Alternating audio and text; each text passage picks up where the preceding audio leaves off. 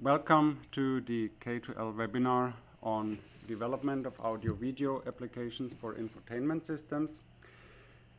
This webinar is about the MOST PCI Tool Kit as programming and emulation platform for MOST.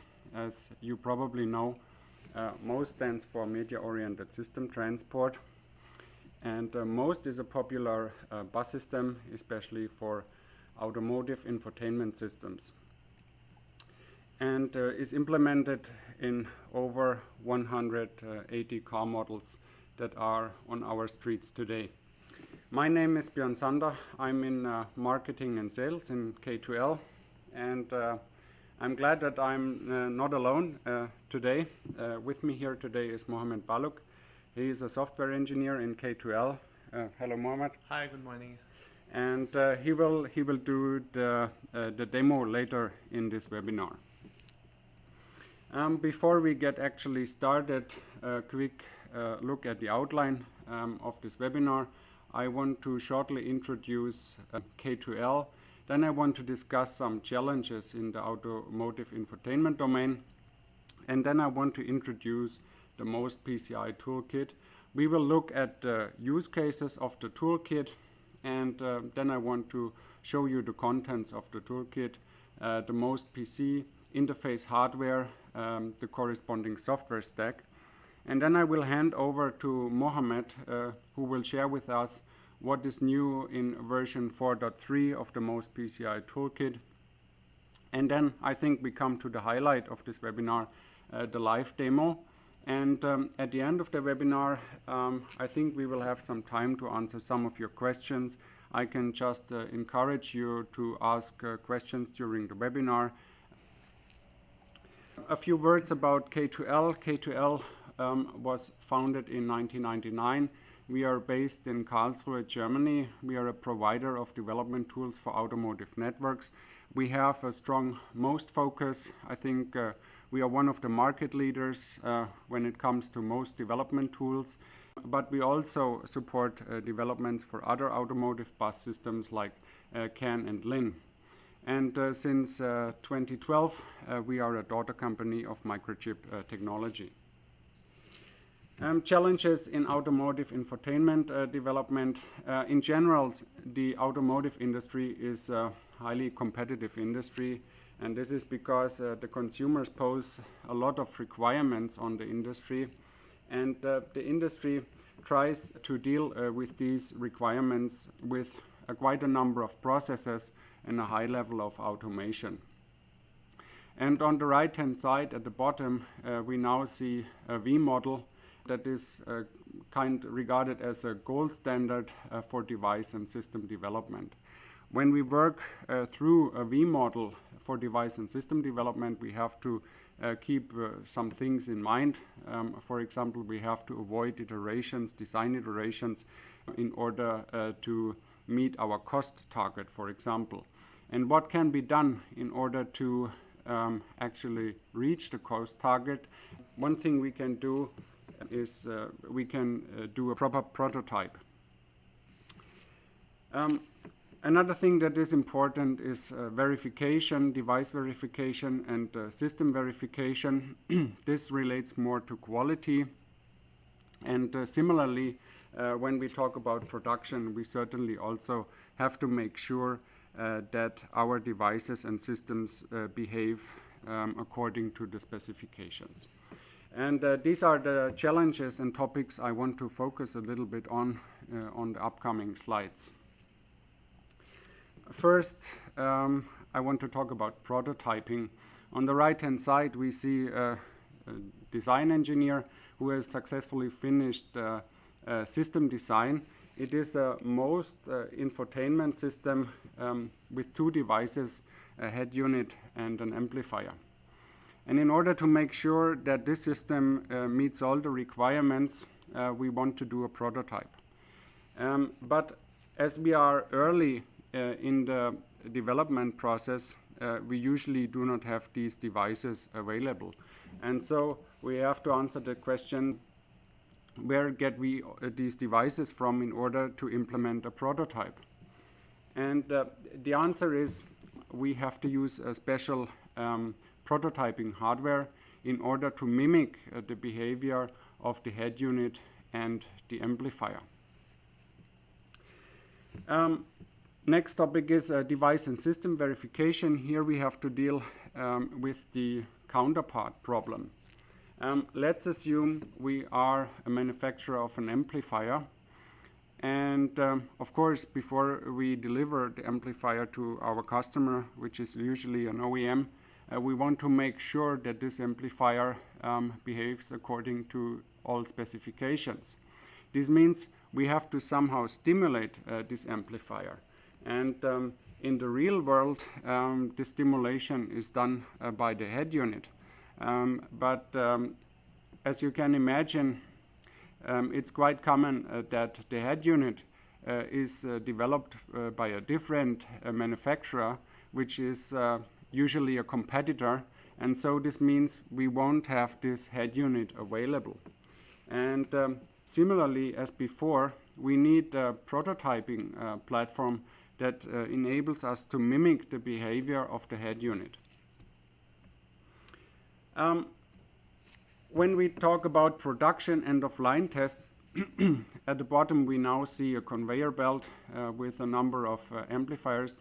At the end of the line we have to make sure again that our amplifier meet the specifications, and similarly as before we have to stimulate the amplifier in order to find out if everything works correctly.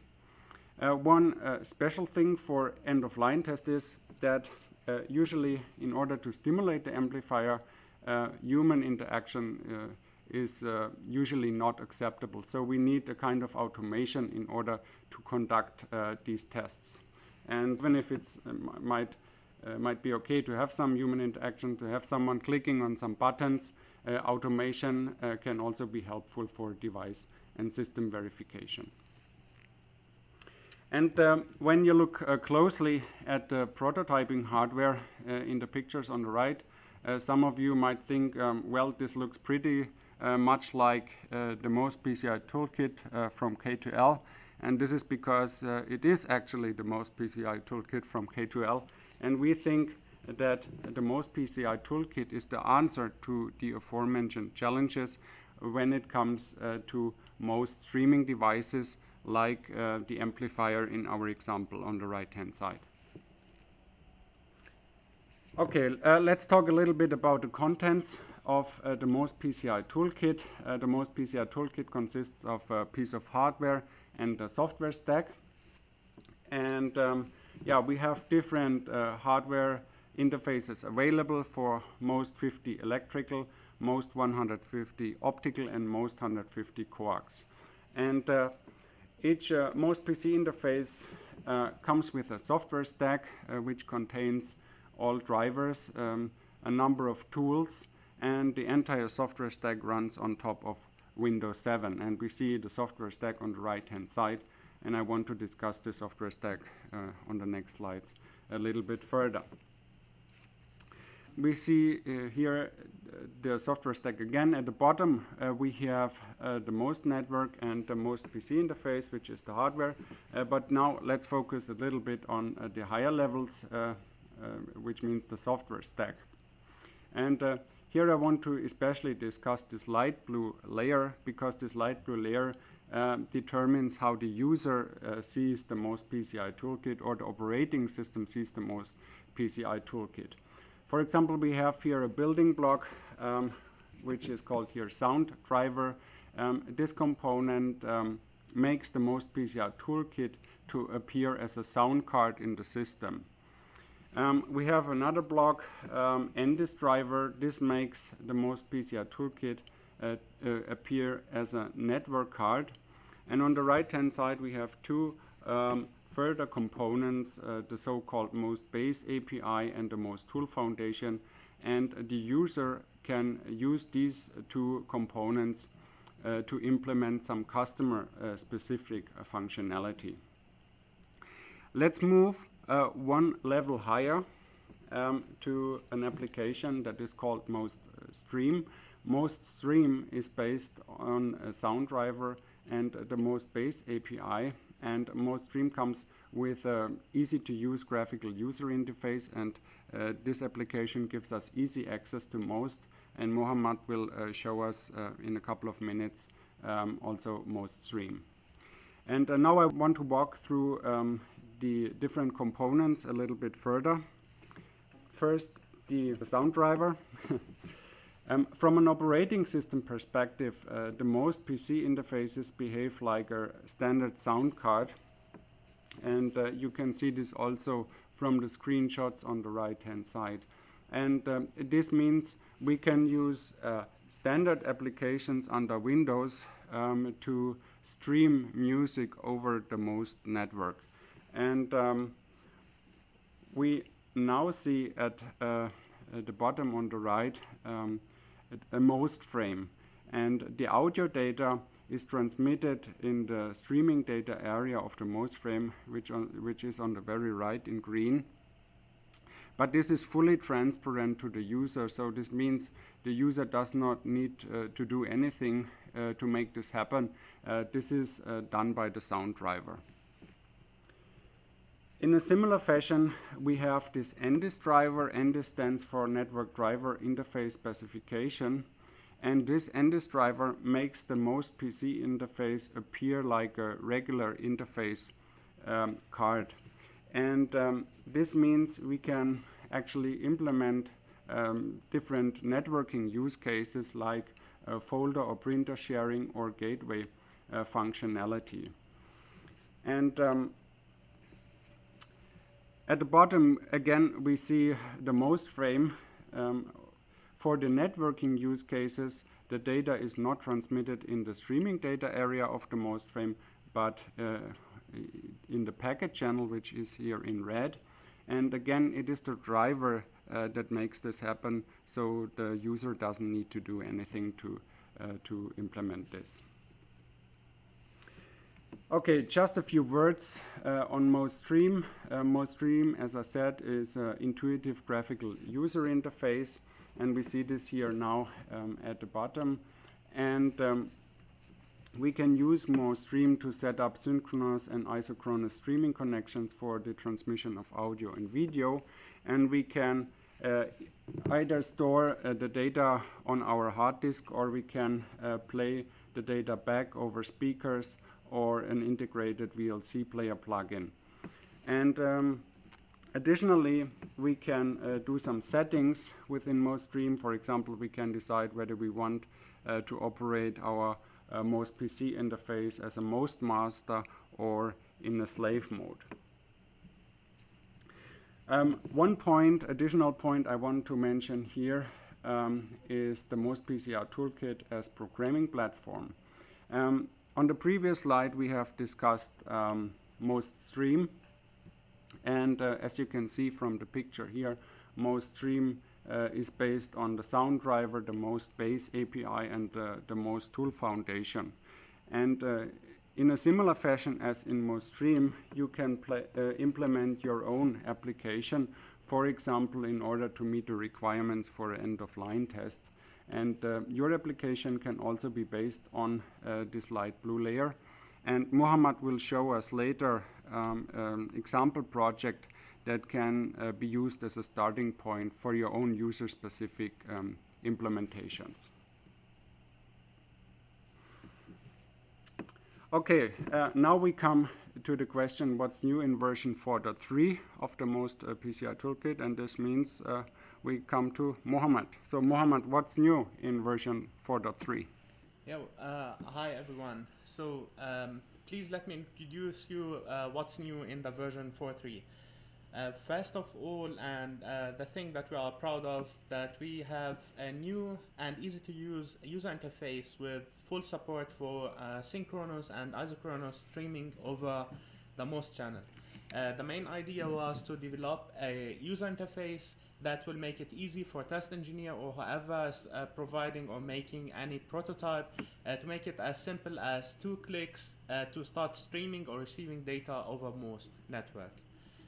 In this version, we do have also a multi-channel support for audio streaming over the MOST network. So just like Björn said, our toolkit, our PCI toolkit works just like as a standard sound device, so you can use it to record audio data or just to stream audio data, and we will see that later in our demo. For the isochronous streaming, we do support now the 196 byte isochronous streams, and that means we do support our the standard transport streams with the standard 188 bytes frames plus the 196 bytes DTCP version. That means the 188 byte frames plus the 8 bytes DTCP header. We do also provide now a C# wrapper for the MOST base API in case you would like to write your own application for streaming over the MOST network. So you don't have to stick only with the MOST stream, but you can develop your own project. The wrapper can be installed during the installation process of the toolkit, and you can use it, and you'll have also the manual on how to set up and do the calls for the streaming. Also, we provide a C++ wrapper for the low-level driver. And new, we do have now a K2L flasher written working on the Windows, and it's used to flash your PCI your PCI card with the newest FPGA and firmware, and works and just under Windows, also with easy to use interface. Okay, so let me first just describe the demo setup which we have now on our table. So I am using two PCI toolkit, two PCI cards that are installed in two PCs. One of them will be my sender, and the other is the receiver. And it's just like we would like to show you how easy it is to transmit data over MOST and to receive them, whether they are audio or video data. Please just be sure that you understand that the sender is my shared screen. So the big screen that you will be seeing, it will act like the sender, and the video you will be seeing in the small window to the right, it will be my receiver. I'll let you know exactly what I mean in a minute. So please, I'll share with you now my desktop. Okay. So first of all, I would just like to make sure that you did understand what we meant with the sound card.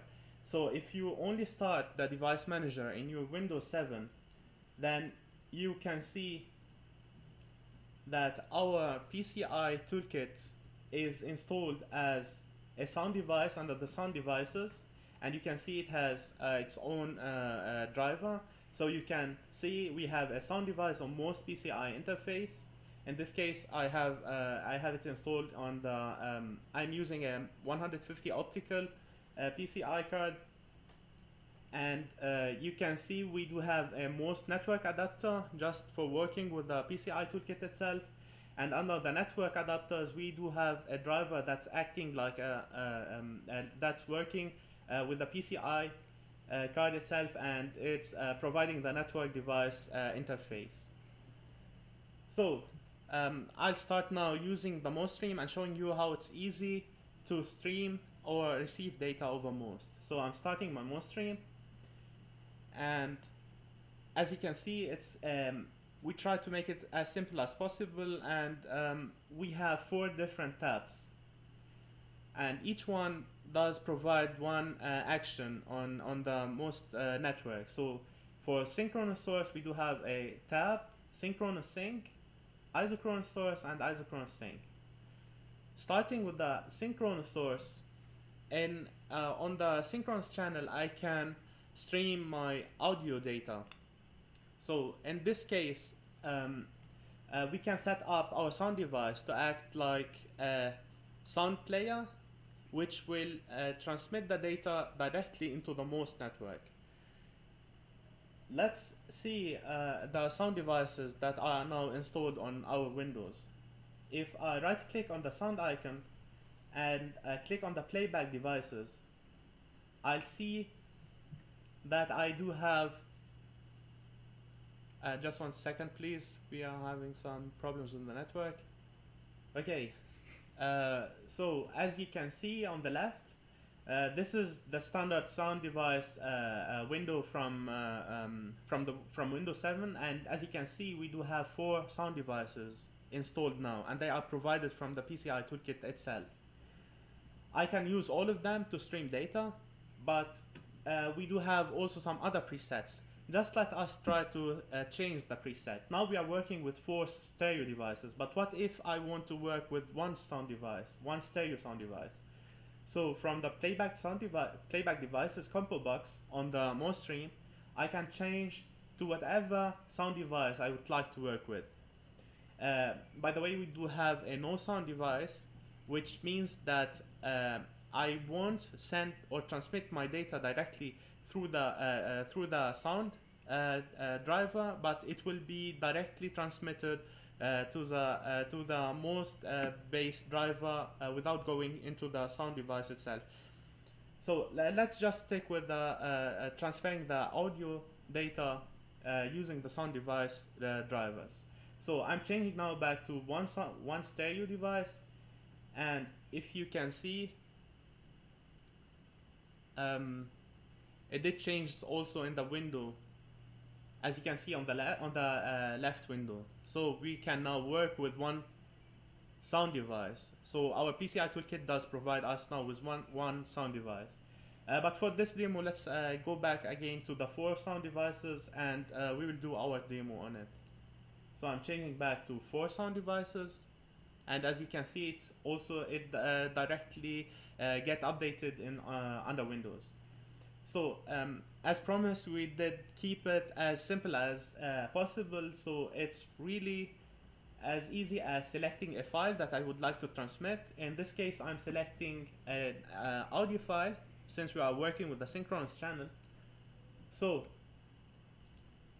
I'm selecting an MP3 in this case, and I do have to provide some information in, but the MOST stream will help you to get this setting. So since I have 4 stereo devices and each stereo device needs 4 bytes, so it did made the settings automatically. So I can see that I need a channel width of 4 bytes to transmit my MP3 file, and the channel offset is 0. This is the offset on the bus, on the I2S bus, but it does not need to be changed. So you only have to be careful that that you are not interacting the data over the MOST bus. But this is also provided by the MOST stream. It will tell you if you are doing any mistake setting the offsets. So, and that's it. So we did now our settings. We choose the file that we need to stream, and it's only about clicking this button to start streaming the data. And as you can see on the left window, it started playing the audio. You won't be able to hear them because the data are directed directly to the MOST network, so they are getting transmitted now.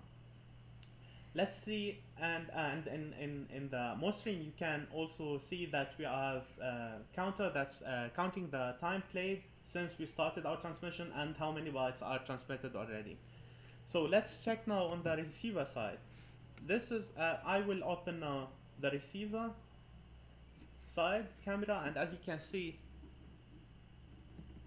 it also as you can see, I will change now to the synchronous sync. So I want to receive data.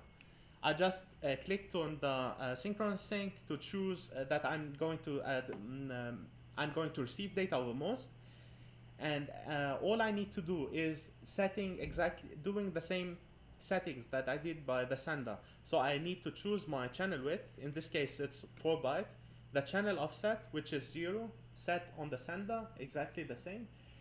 And when I did click on the sender side, when I started transmitting, then it did allocate it for me a channel and gave me a channel label back. which is in this case 43 hex. So I need to provide this channel label to my receiver so I know where to get the data from. In this case, it's the 43 hex. And all I'm going to do again is only clicking on the start receiving button, and as you can see, and here now we are getting now our data.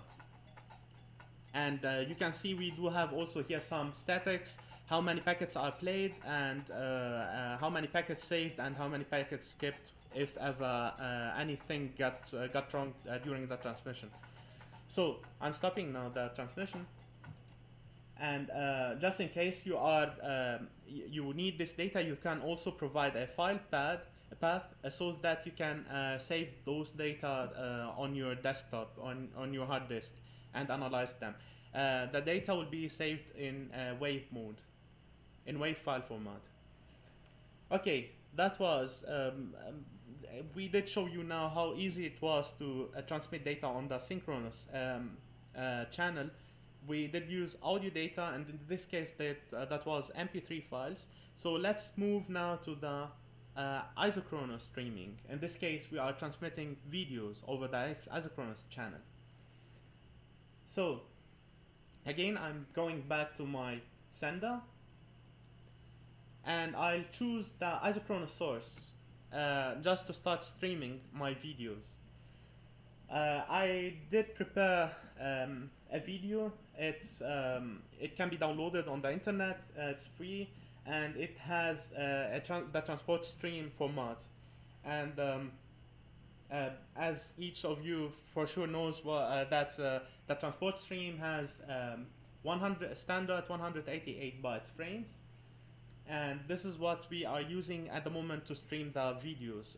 We are using the transport stream to make sure that we read out of the frames the PCR info, which are the clock reference, so we can synchronize the streaming over MOST, so that you can just get the video feeling, and just that you get the frames at the correct time.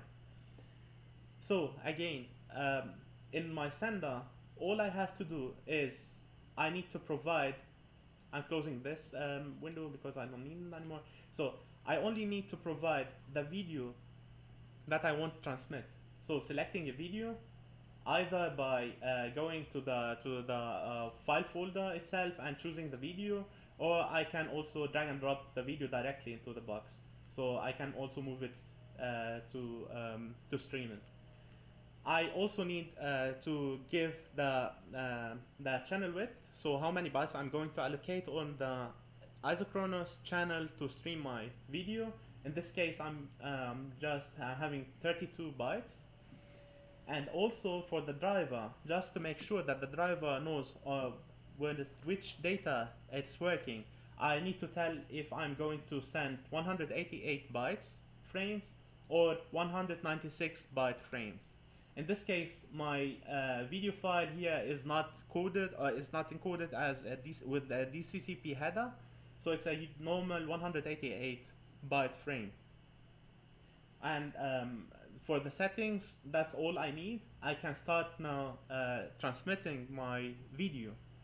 And I also, just like with the synchronous sync, I only have to click on the play button, and it will start counting the packets that are transmitted, and I can see also some statics on how many bytes are transmitted already. I have a progress bar on the right side.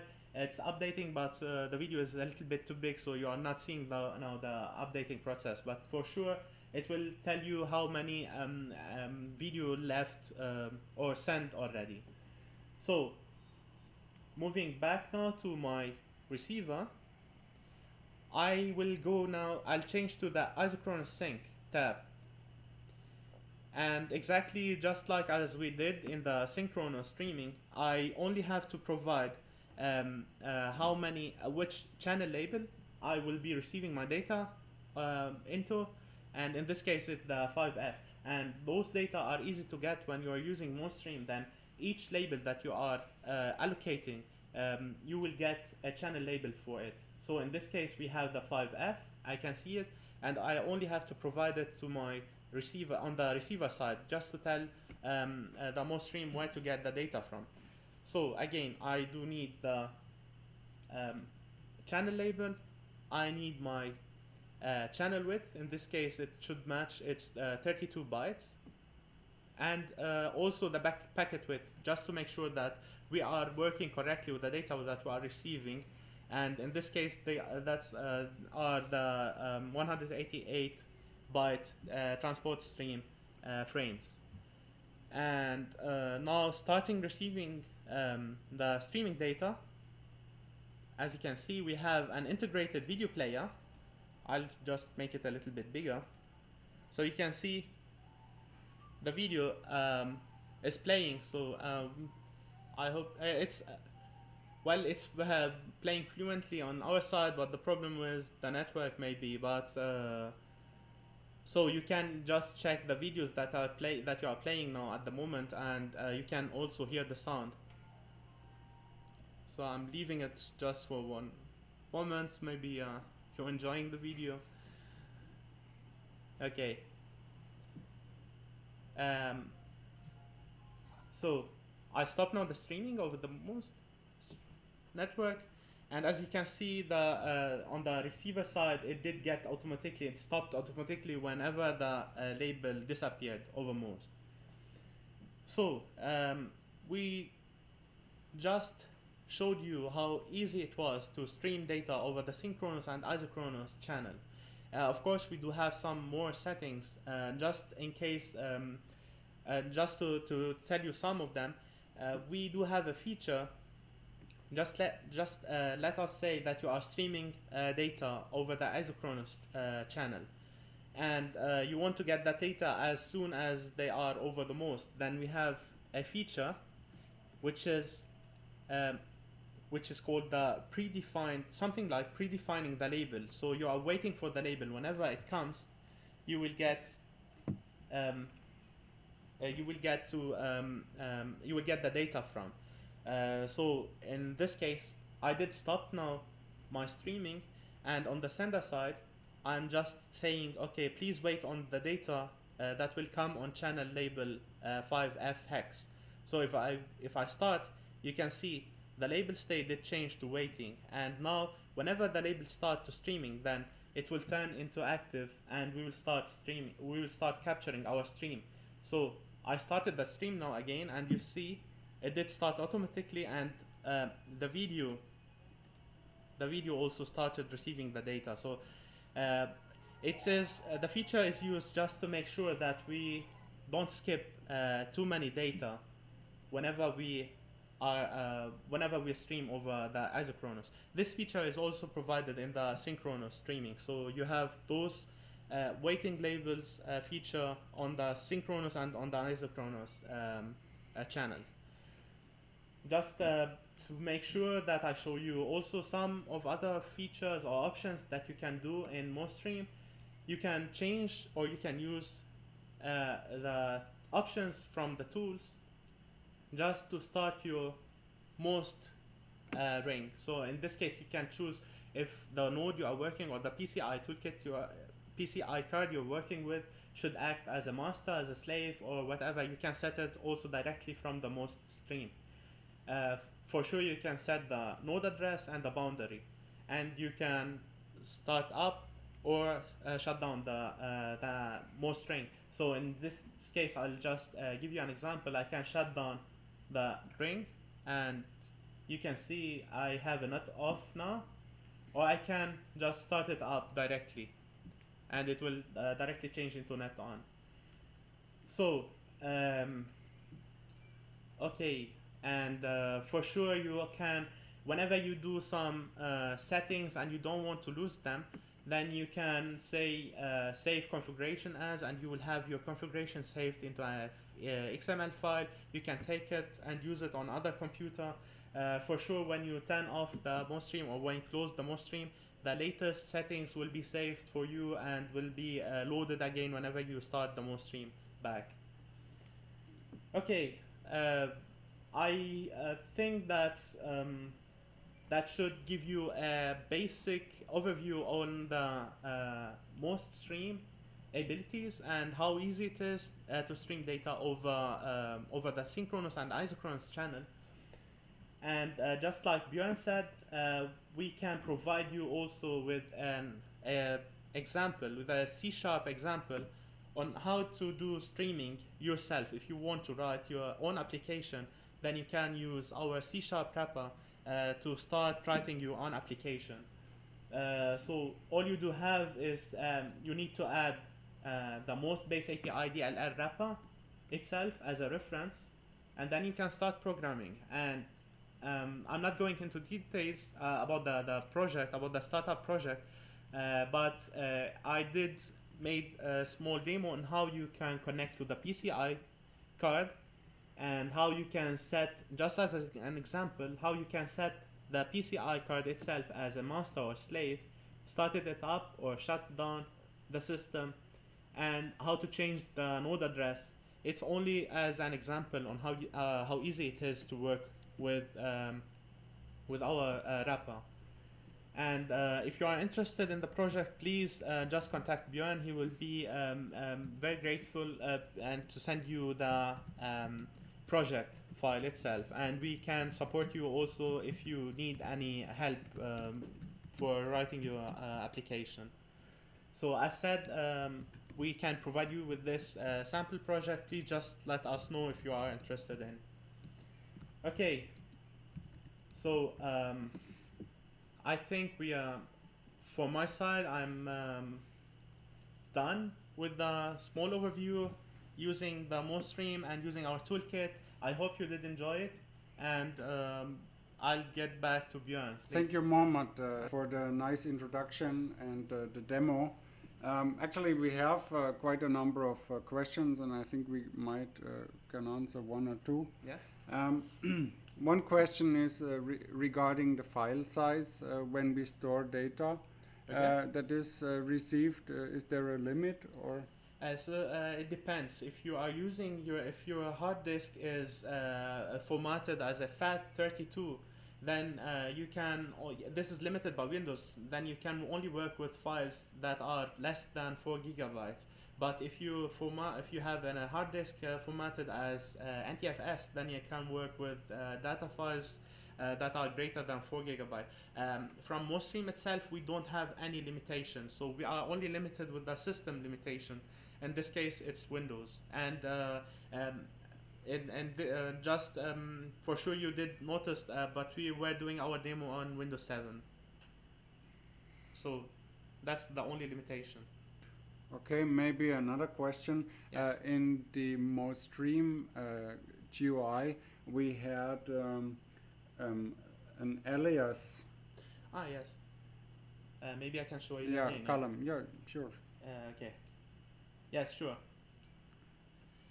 So I can tell. So in case you are working with really too many, let's say you are working with 8 stereo channels, and you just don't know which is which channel. So you can write here anything that will make it easier for you to follow up which channel you're working with. So it's only a small text place where you can write what you are streaming.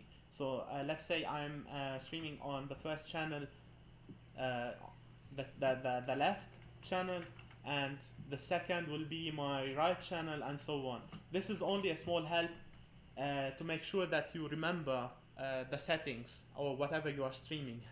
It has nothing to do with the functionality of MOST stream. It's only kind of help to you to remember what you are streaming. Okay.